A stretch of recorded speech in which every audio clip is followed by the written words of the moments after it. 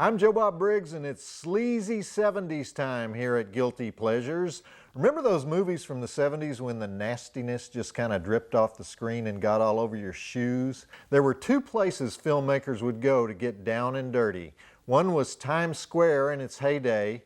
God, I miss it. When every theater was showing live sex act or 3 kung fu hits. I always thought you could make a lot of money by putting up a marquee that said live kung fu sex act or 3 live sex acts. Did you ever see those things? They would oil up their bodies and get in this circus net that was, well, we won't go there. And the second place that filmmakers would go to get down and dirty was Hollywood, specifically Hollywood Boulevard and Sunset Boulevard, where there was a hooker on every block and a peep show around every corner, and they still had those XXX movie theaters where guys in raincoats would hang around like sex zombies. They used to call them guys with Iranian tendencies, meaning they were getting so tired from being swingers or paying for sex that their skin was starting to go all mushy, and for some reason they called that Iranian tendencies. No offense to all our Iranian friends out there. I'm not sure exactly what they meant by that. At any rate, into this world of sex for sale enters our old friend, the zany director Ray Dennis Steckler, best known for his masterpiece, The Incredibly Strange Creatures Who Stopped Living and Became Mixed Up Zombies. And Ray came up with a script about a guy who had spent too much time shelling out money to, quote, photographers' models, unquote, hookers, and he'd been burned a lot and he had Iranian tendencies, and so he turns psycho and starts strangling the meat market girls. The result is the Hollywood Strangler meets the Skid Row Slasher, which comes fairly late in the Steckler career when he'd become a minimalist. In other words, a cheap bastard.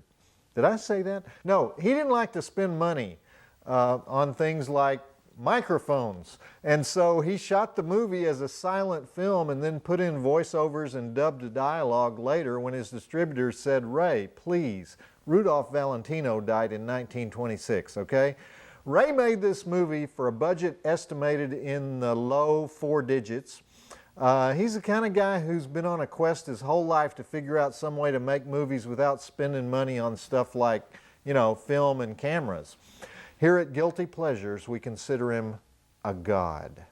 I'll be with you on the commentary track with my usual play-by-play, but meanwhile, let's take a look at those official drive-in totals. We have 14 breasts, 15 dead bodies, multiple hoe strangulation, multiple wino stabbing, prostitute pillow suffocation, throat slitting, neck evisceration, excellent Hollywood Boulevard hooker montage, pigeon petting, imaginative use of a jacuzzi as murder weapon, gratuitous swingers club roller skating sequence, bikini foo, bouffant foo, Drive-In Academy Award nominations for Pierre Agostino in the title role for giving it that extra little creepy touch by wearing cowboy shirts with pearl snap pockets, Carolyn Brandt as the mild-mannered used bookstore owner in the porno district who likes to run on the beach when she's not staring vacantly into space, and of course Ray Dennis Steckler, the main man, for making a silent movie in 1979 and getting away with it.